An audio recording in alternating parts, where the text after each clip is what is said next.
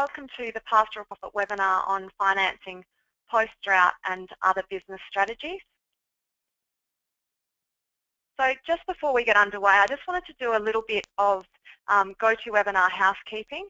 So basically what we've got here is your control panel that you can see. This you can open and close, but also sometimes during the webinar it might close itself. So all you need to do is just press on that red arrow here to open it up, and then you can start typing questions and doing engaging with that panel again. So that leads me to the next point. We've got you muted today for this webinar. That's just in order to make it easier for us. But what we need you to do to engage with us is to raise your hand and also submit questions and comments via the question panel. So that's the way. We really enjoy hearing from you, and we will be taking questions and answering as many of those as we can today. So if you wouldn't mind writing those in as we go, we'll get to them as we break. I just want to know that you can all hear me, so if you wouldn't mind writing in the question panel or the comments panel where you're joining us from today, so just typing it in to that question panel. Oh, great, we've got some from Canberra and Longreach. WA, lots of people online. Some from Hay and Dubbo, Roma. Great to see everyone joining us and using that panel. Great, thank you. So the next point for today is you can also use your iPad or your iPhone. So you can just press that question mark if you want to write a question or raise your hand. So that's another option if you ever need to use it. So I'm your facilitator today. I'm Penny Keynes. I'm the Pastoral Profit National Coordinator. They're my contact details, and I really encourage anyone who has any feedback or just wants to talk about Pastoral Profit to contact me. And so Pastoral Profit is a joint initiative between Meat and Livestock Australia and Australian Wool Innovation.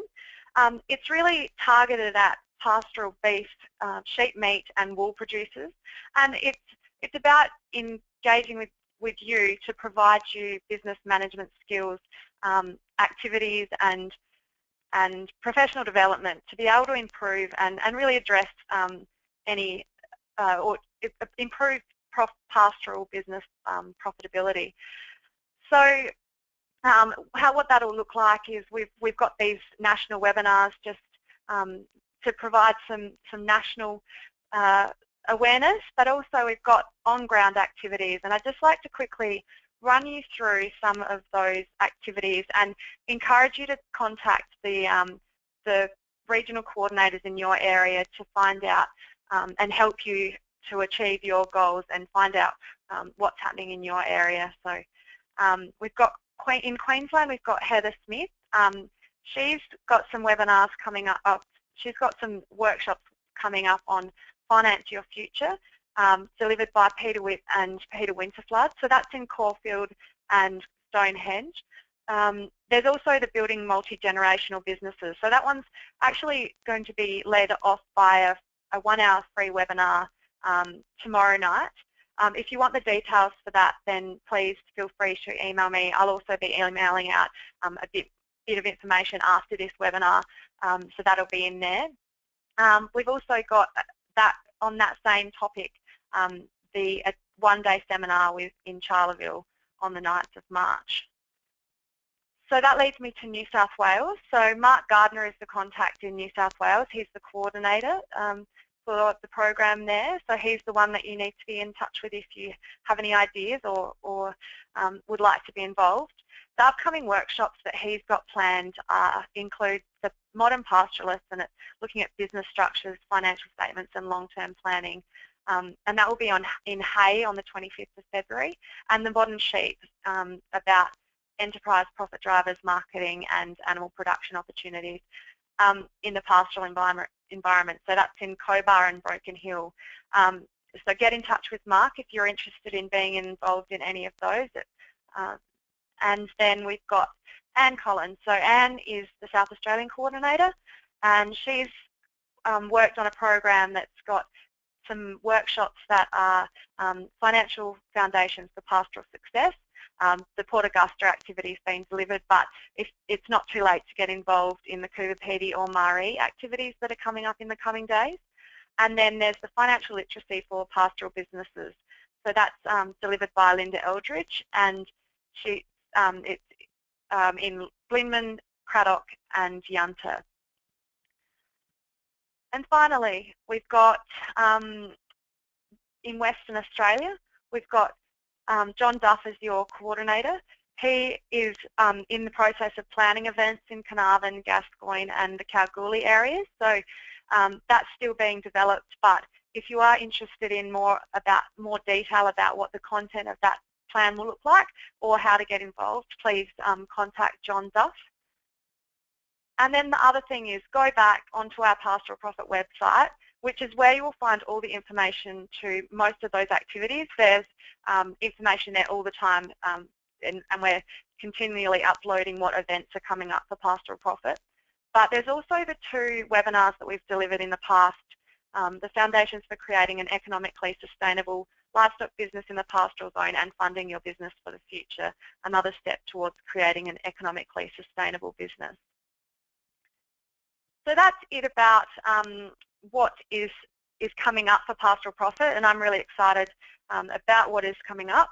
But I'm going to introduce Peter Whipp. So Peter Whipp is a rural business consultant who operates PRW Agribusiness, and he's based in Longreach and mainly services the central west of Queensland to assist clients with business planning, property management planning and vegetation management. One of the reasons why I was drawn to Peter as the deliverer for this day is that he's also a beef grazing enterprise, runs a beef grazing enterprise with his wife and his son. So that is a really great way for him to give us the perspective of as the producer and as a consultant. So I'll just get Peter up. Hi Peter, how are you going? Yeah, Penny, good, thanks. How are you?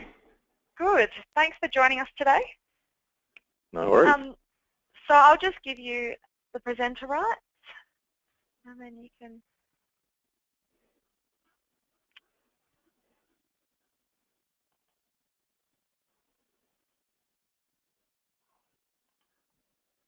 Okay, how's that look? Still coming. There we go. That's it. Great. Great. No worries. I'll well, thanks, Penny. Thanks, Penny.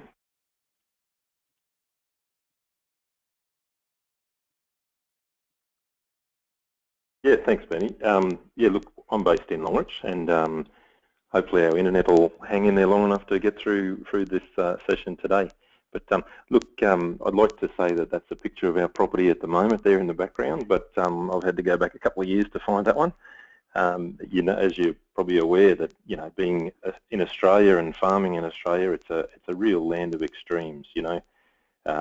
We have particularly in Western Queensland where I'm based, climate variability is huge. It's in fact the only place more variable on the BOM climate variability maps is the desert than us. So that means we have some tough times, just like most farmers in Australia. There's some tough times, but in between those times, yeah, there's some good times that keep us interested and keep us in the game. So yeah, at the moment, as I said, you know, Western Queensland is still copping a fairly tough sort of drought situation, even though there's been some really good rain through parts of Western Queensland and probably some places are almost out of drought. This map from the BOM shows us that for most of Western Queensland, it's still the worst 40 months on record, and so that's a pretty tough time. And we're not alone. There's other parts of Australia too that are equally feeling the pinch as much as us. But we've certainly felt it here in Western Queensland. And I guess that's the same for all of us. Yeah, we're going to talk a bit about drought today, but you know, it can be floods in the north. It could be fires in WA. You know, in agriculture, we all face some pretty tough times that really challenge us and really knock us backwards. Here's a good drought picture from Longreach at the moment. It's certainly a tough time. A lot of properties are totally destocked in our area, or very lightly stocked if not. But as I said, some people have had some rain and are starting to come out of that drought. And eventually there will be a time when we do come out of this. That's the one thing we can be sure of, that agriculture is very cyclical. Our profit drivers are very much about cycles. It's seasons in cycles, markets certainly in cycles, even interest rates. All of those significant profit drivers tend to be cyclical in nature. And occasionally, in the really good times, they overlap, and we have, and it's a great time to be in agriculture. In our area, probably 2011 through to about 2013 was a great time to be a wool producer and to be in sheep. It was a good time where a lot of the region had good seasons. Wool gross margins, sheep gross margins were through the roof. Interest rates were pretty low. So it was one of those rare times when the profit drivers all coincided and things were good. And even in Queensland and in New South Wales and most of the cattle areas, if you're in an area where you've had rain, you're probably experiencing some of the best times you've seen for many years. Probably the best returns, the best profits that you've seen for years. And yeah, so I guess it's all very dependent on where you are in that cycle. So, we're talking in Queensland about the potential that this El Nino that's really been giving us a flogging, it's, in theory, going to bounce back towards the La Nina towards later in the year. And what that could mean is that we'll go from pretty tough seasonal conditions to possibly some pretty good conditions. And that's going to be a challenge for us because that cycle, at the moment, as I said, most of us are destocked or very lightly stocked here. And that's because simply there's no grass, there's no production happening. But if the season does turn around, and it certainly has for some in the region, how do we then capture that the profit potential of that turnaround? We certainly need our businesses to be flexible enough and resilient enough to be able to grab a hold of those profit peaks. There's a guy from South Australia, Barry Mudge, who I have to give some credit to. He put this concept 2 years ago, and basically, if you think of a graph with all of the profit drivers graphed up there, you'd have a series of peaks and troughs, say seasonal peaks and troughs, market peaks and troughs, even interest rates up and down. In the theory that he put to us was, if here's a graph of all the peaks and troughs of our profit drivers, where would our average profitability be? And all of us in the room sort of said, through the middle. And he said, no, the reality is it's much lower than that, because even though we survive the troughs, we don't, as an industry, capture the peaks. We don't capture all of the profit potential in those peaks. We don't do that very well. And partly that's because our businesses aren't flexible enough. Our infrastructure mightn't be up to the task, and we certainly mightn't have funding our finance structure set up to handle that big increase in capacity that's needed to capture the best of that profit potential. For example, in our business, we went from 1,500 head to 3,000 head to 0, all over the space of about a 40-month window, just over 3 years. So there's big variations in production based on just what grass levels we had at the time. So your business has to be very flexible and able to handle that big variation in production. As Barry said, he said we don't tend to do that very well. And why is that, do you think? Why don't we grasp, when we get to a season like this picture that's just coming up now, when we get to that season, why don't we grasp the potential? We don't seem to actually be able to capture all of the profit potential that's available in a season like that, or in a market situation when the market's booming like it is in the cattle industry. Part of the reason is that we often see that as too risky. We see that there's too much risk to jump back into the market straight away, and partly it's human nature too. We've probably come through a tough time. This drought's been very tough on everyone involved in the industry, certainly in this Central West and Western Queensland in general. And there's this tendency to say, well, look, we've survived that time. Let's sort of take a bit of a break and catch our breath and before we go on again.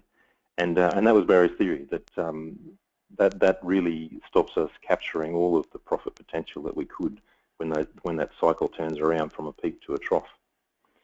So now, for us in Western Queensland, like as I said, some people have had some serious rain, and there's parts of Western Queensland that actually look not that much different to this picture. Obviously, there's people that haven't had any rain and they're still well and truly in the grip of drought, but eventually that will turn around, and we're going to have to look at how do we get back into business to make the most of that production opportunity. We only really make money when we're turning grass into beef or into sheep or into wool. That's when we make money. And so for us, we have to try and get back into business as quickly as possible. Can we do that? Like the way, if you're in the cattle industry at the moment, you're probably all well aware that the cattle market's gone through the roof. It's probably double what it was 12 months ago, and if you were in the position like much of Western Queensland where people had to destock 2 years ago, prices are probably 3 times what you sold your cattle for then. So to buy back in, a very costly exercise. So can we still make money at buying in at these prices? Well, I guess the good news is if you can get over the initial purchase price, the actual profit margin's better than it's ever been. You know, in Western Queensland, up until probably 12 months ago, we would have been happy with a gross margin on an adult equivalent of probably around $200 per adult equivalent. We've been very happy with that as a profit margin. Nowadays, in the current market, that margin's probably jumped up to close to $400 for most young cattle anyway. So certainly the profit potential is probably more than double there on a per head basis. What that means is if we've got grass, we can make money, provided we're prepared to jump back in and invest that money into cattle that at the moment are very high in price. Is it possible, say for example, an average business might be running 1,000 breeders here, to jump back in and buy those breeders at the moment anywhere between $1,500 to $2,000 a head? That's a significant investment. You know, is there too much risk in that? Is there too much risk in jumping back and trying to restock to where you were 2 years ago or 3 years ago? Probably there is. It might be better to maybe set up a core breeding operation and use trading for the margin on the balance, because obviously you won't need 1,000 breeders to produce the same income that you did 2 or 3 years ago. You can probably get away with half the amount of breeders to produce the same amount of income. The bottom line is that if you're going to jump back into business and get back into business at the point when you've got your pasture ready to go, you're going to need finance. And I'll put up the appropriate finance. What I mean by that is that finance that's certainly the right cost. It's not costing you too much. It's adequate to do what you want to do, and it's flexible enough to allow for some of this trading to be able to buy and sell cattle and trade the margin. So that's some of the key things that we need. We certainly need our infrastructure up to scratch so we can increase numbers or decrease numbers to match our available pasture, but we definitely need our finance to suit that operation as well. So that sounds all pretty easy, doesn't it? The only trouble is, as John Lennon said, I'm not the only one. Everyone that's got grass is going to be looking into the market along with us. It's really a seller's market at the moment, certainly in the cattle industry and certainly to some extent in the sheep industry as well. And that will continue if we continue to get really serious drought-breaking rain. That seller's market's going to continue for the foreseeable future.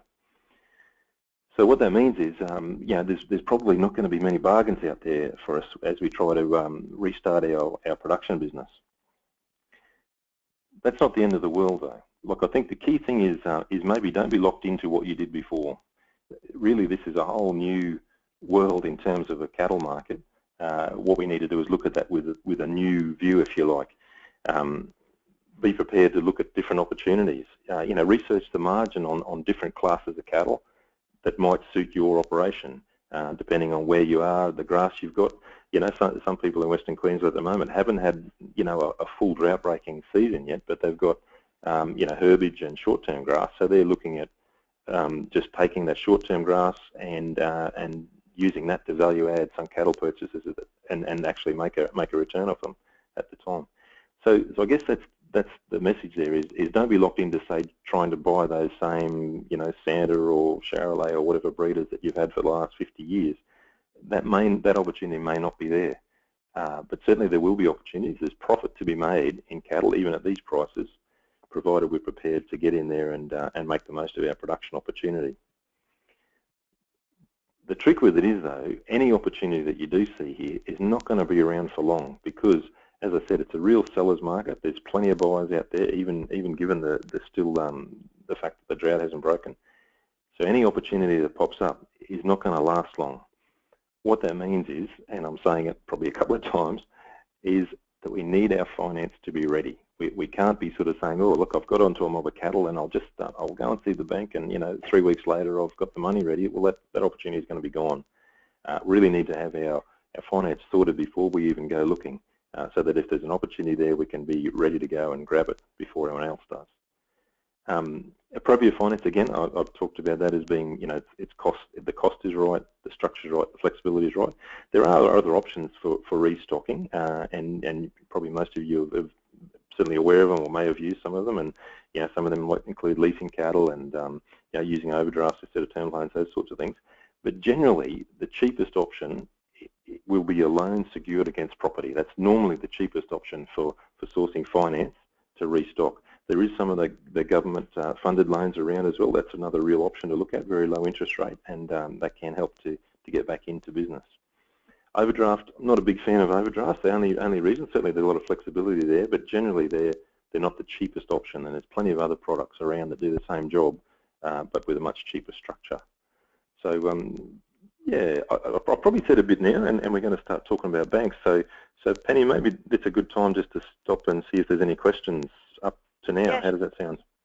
Yeah, that sounds good. That's great. So if anyone has any questions, please continue to type them into that questions panel. I've got one that's come through.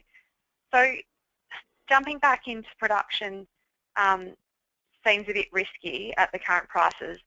Why aren't you suggesting breeding up over time, so breeding back up over time? Yeah, well, that's a really fair question. It is risky. The bottom line is, whoever's asked that, it is risky, obviously, jumping back into business.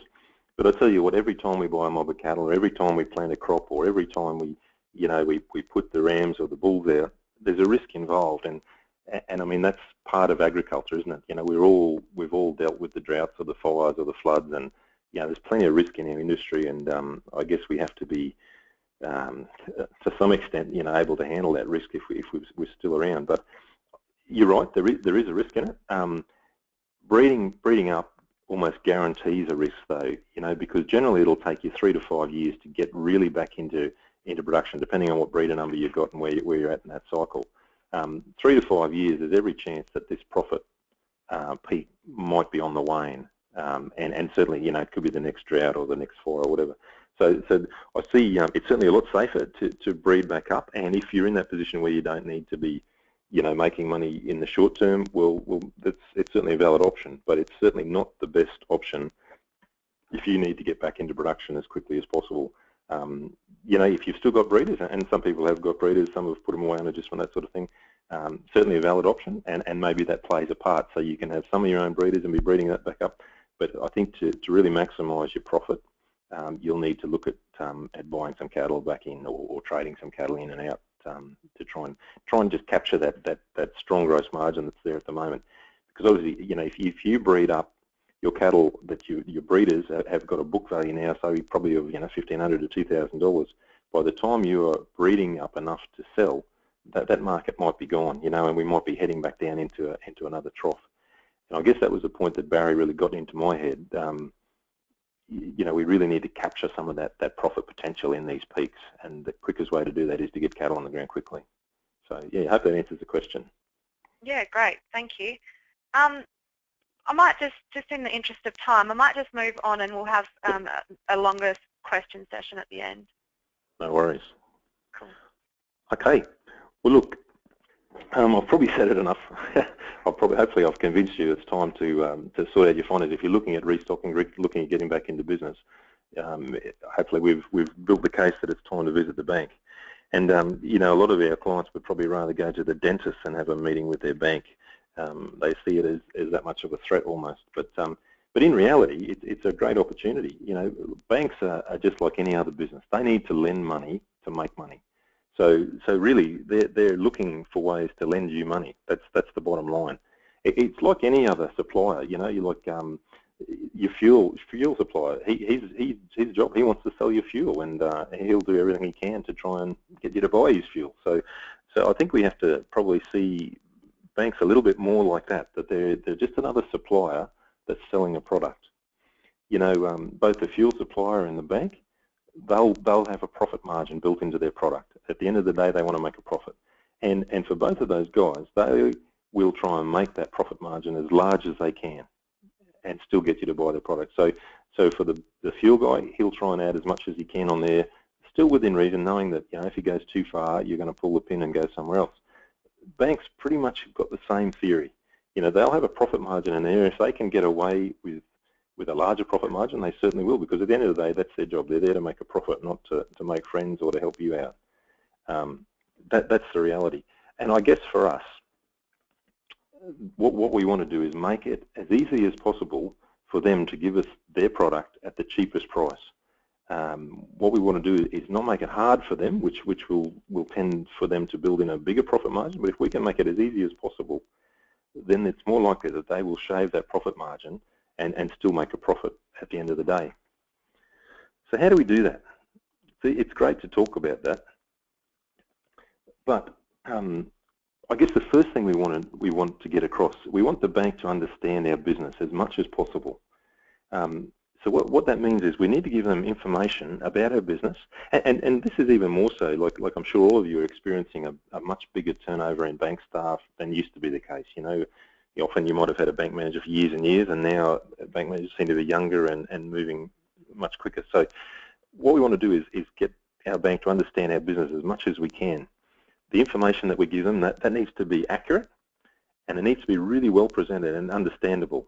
You know, you might find that your bank manager may be, you know, relatively new to the area. He may not understand the intricacies of your business, but really want to get that across. The best way to do that is for you to evaluate your business. So you know what's good about your business. You probably also know what's bad about your business. And we talk about doing a paper for the bank where we call it the good, the bad, and the ugly. So what we want to do is we want to talk about the good in our business and make sure we celebrate that. We want to point out the bad so that we can show to the bank that, hey, look, we know there's some issues here and we've got a plan to deal with them. So we don't want the bank to be bringing those issues up. We want to be on the front foot with that and say, well, hey, look, we know we've got a problem here. This is what we're doing about it. This is our plan. So as we demonstrate the good points, the highlights and the lowlights for the previous year, we'll also pull out of that to say, hey, look, we had a drought, for example, but this is our plan to restock. This is our plan to get going again. We had a problem with X, and we've done this about it, so it won't happen in the future. So you really don't want to gloss over that. If there's a weakness in your business, the bank generally is going to find that, because you're going to give them a lot of information, a lot of your financials. They're going to find out pretty much any holes in your business, and they'll want to know what you're doing about it. So it's much better to be on the front foot with that and explain that to them right up front and what your plan is. The other thing is to identify the opportunities for your business. So, you know, if you're growing your business, the bank's interested in that, because they know that it's highly likely if you grow your business, you'll need more finance. That means more business and more profit for them. Really want to highlight those points. The other thing is risk management. You want to show to the bank that you're professional and that you know there's risks in agriculture and that you've got things in place to deal with that. And that might be insurances, it might be a succession plan, those types of things. The bank really wants to see that you've thought that through and you've got a plan in place to deal with that. Make sure, you know, the plans are realistic. You've obviously got to provide financials, so you make sure, you know, be in touch with the accountant to make sure those financials are up to date as much as they can be. Provide stock flows, cash flows, all of the stuff that you're used to providing.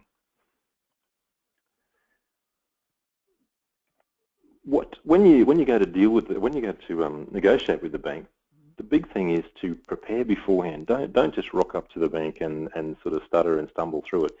You really want to be prepared well in advance, and you want to sell your business to the bank, not in a bad way, but market your business to the bank, if you like. The bank really wants to back winners. They don't want to have to sell anyone up. That's bad for business, bad for their PR. So what you want to look at is to analyse your business, understand what you need and why you need it in terms of finance, know the market. Shop around, like, you know, when we go to buy a new tractor or a new car, a new motor, even a new bull, we'll generally research the market. We'll know what's out there. We'll know what the cost is. We'll know what we're looking for, and then we'll make our decision to buy. But often we'll go to the bank and we'll sign up for a $1 or $2 or $3 million finance package without having done that same amount of research, and that's what's costing our industry, big time. So we want to think it through before we get there, document what we want and how we want it to work, and we want to send that through to the bank in advance. So give the bank a time to read that through, understand what you're on about, so that when you have your meeting, you're both understanding where you're coming from. You might need to, have interest only for a time. You might want to be paying it back sooner. All of those sorts of things. Have an idea of the plan that you've got and put that in place. Document it, send it into the bank before you get to talk to them. And prior to that meeting, you really want to compare products. So shop around, see what other prices, interest rates, costs are out with other banks, so that you know the market before you start to talk to your bank. The other thing that's really a really good negotiating tool, if you've already talked to another bank and you know that Bank X up the road will lend you the money at a given rate, that puts you in a really strong negotiating position with your bank. It shows them that you're fair income, it shows them that you know the market, and it shows them that you're ready to have a look around and to move if necessary. I think the reality is, as we go forward, debts in agriculture have increased significantly over the last 10 to 15 years. In our area, the average debt level is about 1.5 million. Significant debt, and that means that's probably the largest item on anyone's cash flow is interest. So we really need to be getting to a position where we manage our finance in a different way to what's been done in the past. So we probably need to be in a position where we are ready to shift if we can save money. And what that means is we might need to set our accounts, our check accounts up so that it's not a real drama to shift banks, even if we have to do that every couple of years.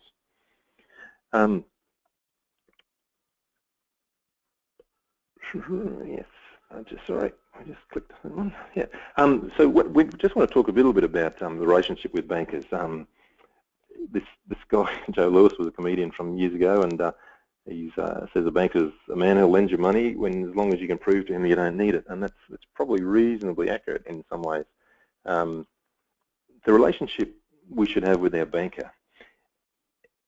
And look, to be honest, banks understand that the relationships are important, and they understand it's much more than they did in the past. They understand that often a relationship will keep a customer at a bank, even if the rate's not the cheapest. Bankers tend to be, rural bankers particularly nowadays, tend to be employed not so much for their financial prowess, but for their ability to develop and maintain relationships.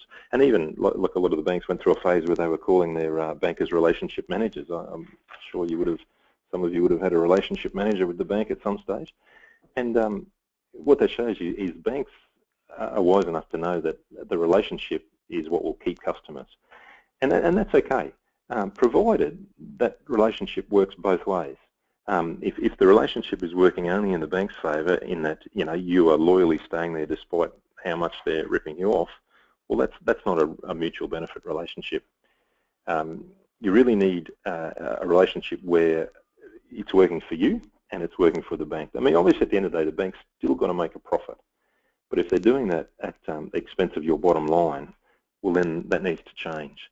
I think banking's become much more competitive across the board, particularly rural banking, and particularly now that agriculture at the moment is seen as having a really bright future.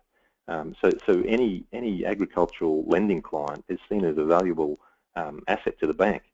So what that does, that puts you in a good position.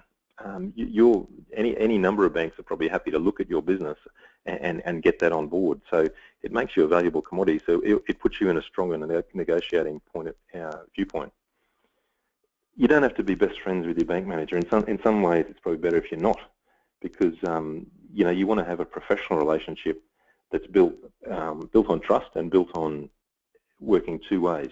So that the banker is going to work for you and get you the best possible deal that he can, even though the bank will still need to make a profit. And from your point of view, you need to deal professionally with your banker in terms of providing him the information and putting him in a position where he can lend you the money at the cheapest possible rate. it's pretty tough if you're a cowboy and you expect to, you know, just rock into the bank with no information and expecting to give you a good deal. It just can't be done. You know, you really need to give that banker the tools that he can then take and use to get you the best possible product. So look, we're coming to the end, and this is the last slide. And just to summarise, I guess, the key things that I think is you need to know your business. There's no point in being unrealistic about your business. If there's problems in your business, you need to identify them. You need to have a plan to deal with them. And you can't really hide that from the bank, or you shouldn't hide that from the bank. You know, sooner or later that's going to come out, and banks hate surprises. So really, you want to really understand your business and know where it's at. You want to sell your business in terms of saying, well, hey, look, these are the good things about our business. This is the bad stuff, but hey, look, we've got that under control. We've got a plan in place. We want to be professional about that. You know, we want to say, well, hey, look, we understand there's risks in agriculture. This is what we've got. This is our plan. We've worked this plan out. We've costed it. It's realistic. We know we can deliver it. In terms of banking products, you really need to know your market and know the products. You really need to know what the going rate is in your area for your type of lending in your industry. If you don't know that, you're really on the back foot. But as soon as you're aware of that and you know what the market is and you know what the bank down the road will do your lending for, you're in a really strong position to negotiate with your bank. So really, the key message. Oops, sorry, I lost that. Sorry, Penny, I seem to have lost my slides. Oh, that's right. Hang on, I'll get back in there.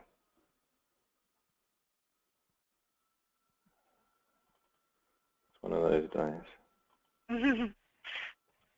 Okay, just to wrap up, I think often graziers and farmers, you know, we tend to go, well, look, I'm not wired that way. You know, I don't operate that way. I'm great out in the paddock, and I'm good at that, but I struggle when I'm, you know, put me in front of cash flow and I panic, or put me in front of the computer and I panic. And look, and that's fair enough too. Like not everyone's not great at everything, but look, there's plenty of options out there. There's MLA and AWR have got training programs and workshops and all of those things that Penny was talking about. Pastoral Profit website will take you to that.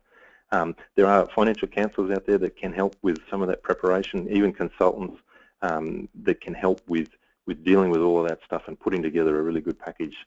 And it is worth putting the effort in, even if you do have to pay someone to help. The cost savings in this area are significant. You know, what we're finding is, you know, anywhere from $15,000 to $20,000 a year can be saved on the average sort of business just by dealing with your bank in a professional way. So definitely worth doing. If you're not wired that way, get some help to do it. And look, I think that's about it, Pen. Fantastic. I might just ask a couple of questions. Yep. So one's come through. So if someone's moving bank to bank, will that lack of loyalty go against them down the track when they need the banker to be on their side? Yeah, good question. I mean, I think in the past, you know, maybe 20 years, 30 years ago, maybe that was the case, and certainly I think that's where we've still got that idea in our head that somehow, you know, if we stick with the bank, well, they'll stick with us. And the reality is that's all moved on. You know, the bank's a business, we're running a business, and we have to approach it in that way, you know. So if we can get the same product cheaper or a better product cheaper, we need to shop around and just move. When it comes to it, like if you're in a tough spot, banks tend to look at the facts. They'll tend to look at the business in a business-like way, and they'll say, well, look, you know, should we support this customer, or are we going to pull out? And generally what we're finding is the banks will do everything they can to support a customer unless the writing is really well and truly on the wall. So look, I understand the question, and you know, that's the drama, I guess. You know, rural people generally are strong on loyalty, aren't we? You know, we tend to be loyal to our suppliers, to our, you know, the people we deal with, and I'm not sure that the banks actually play on that, but they're certainly aware of that, and so yeah, they'll try and really emphasise that loyalty angle to get us to stay, even if we're not getting the best deal. But no, look, I think all the banks will look at the facts at the time, whether you've been with them for years or you've only been there a short period, and they'll deal with the facts at the time. So no, look, I don't think, you know, sticking with the same bank really carries that much weight when it comes to the crunch. Great. Well, I'm just looking at time again, and I might just quickly finish up my little it. And then if you wouldn't mind staying on the line and answering just a couple more questions, Yep. just in case we go over, because I'm aware that we're nearly at the end. So I'll just take back the presenter, right?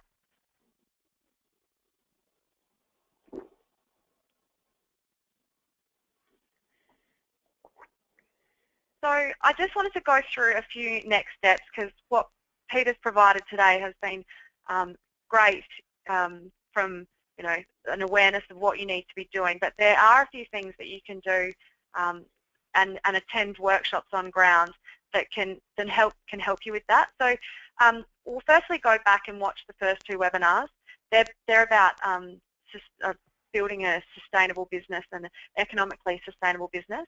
So they're really valuable, and they were delivered by Phil Holmes, and he did a really great job. So I really encourage you all to go back and look at that, and they can be found on the Pastoral Profit website, as I said earlier. Contacting your regional coordinator. There's so many great events coming up, and as I said also, they're all on the website. They should be all on the website. But if you have anything specific that you want to talk about, any ideas, that the regional coordinator is the first point of call for you, or if you have a personal thought of what you think should be in your region. Otherwise, you might be a part of a producer group that might want to get in touch and see how drive an activity. There's also, MLA have invested in the Business Edge course. So it's really a course about growing the business skills and financial literacy of your management team, and it really is a great starting point. It's a great starting point to improve your financial performance. So I'm sure MLA will be bringing out some more activities, and just keep it in mind and have a look at when they come up, and just when those events are around your district. And also, you're welcome to contact myself. They're my details again. There's also, I just wanted to tell you all that this webinar is being recorded at the moment, so that will be up online as soon as I can get it there. And secondly, there will be a short survey, and I really do encourage you all to fill in that survey that I send out via email. That'll help you and help us to improve the next time, so that you are getting the most value from this program. So I think, well, that's all from wrapping that up. There's just a couple more questions, and I'll just ask you, Peter. So one of them was, you said that a loan against property is the cheapest way to restock. What if your equity is completely eroded? Are there other ways of accessing cheap finance for restocking? Is that something you can provide any information on? Yeah, look, okay, so there's a couple of points in there.